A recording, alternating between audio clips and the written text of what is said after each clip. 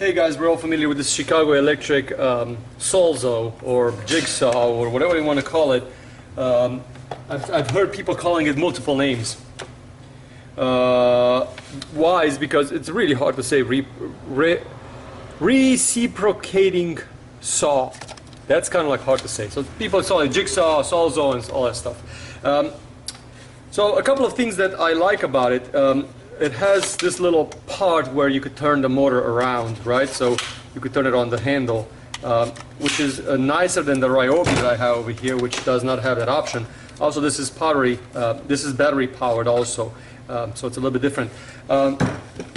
As far as cutting, one thing that this one does not have and the Ryobi does is that once you turn it on, it doesn't stop.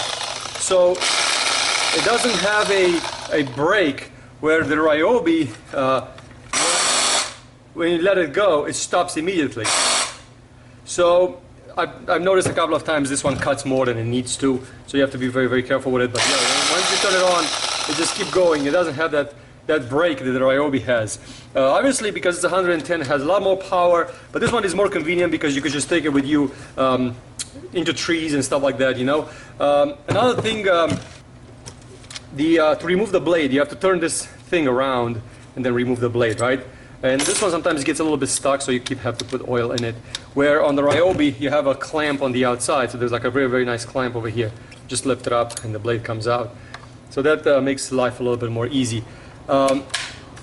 Also, every time you remove the blade out of it, make sure you remove the power source so it doesn't move, because if this thing moves with your hand in it, that could create a lot of problems, so you got to be very, very careful.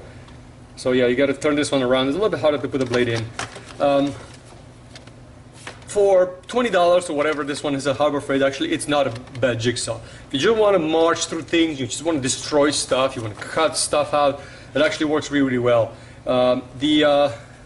It's not wireless, obviously. As I said, it has a couple of disadvantages with the way that you put the blade in, but you don't put the blade in too often. And it doesn't have that stop, so this was one of the things that really got me when I first got it. The fact that I got so used to the fact that the Ryobi has that stop.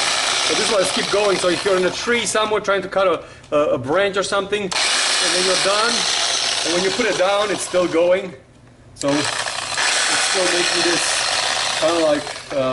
So you kind of wait for it to stop, and I really like the Ryobi because of that. Stops right away, so it has a clutch system in there that stops it, which is pretty cool.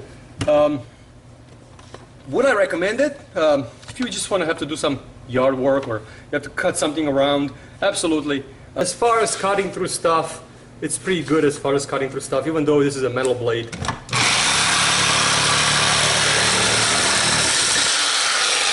It cuts no problem, except that it doesn't really stop at the end.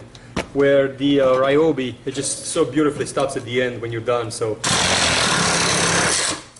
and then you have that instant stop towards the end, which is nice. I use this one for heavy metal work, heavy metal stuff that I have to cut, big, thick stuff, and I use this one for if I have to go in a tree or just have to pick it up real quick and just cut something. So each one has its own advantages. If I have to choose one over the other, believe it or not, I will choose this one. And the reason is that even though it doesn't do all the things that the Ryobi does, because it's 110, I'd rather deal with a power cord and have the extra power. Too many times I caught myself not having the right battery or the battery charge for this one, and that was a little bit annoying. So that's my 2 dimes thought about the reciprocating saw or jigsaw or saw or electric saw, whatever you want to call it, from Chicago Electric. I have it for about 2 years. It works really, really well. I have a bunch of tools from them. I'll try to review them all. So if you're interested, just keep an eye on the tools videos that I have posted on my channel. Thanks for watching.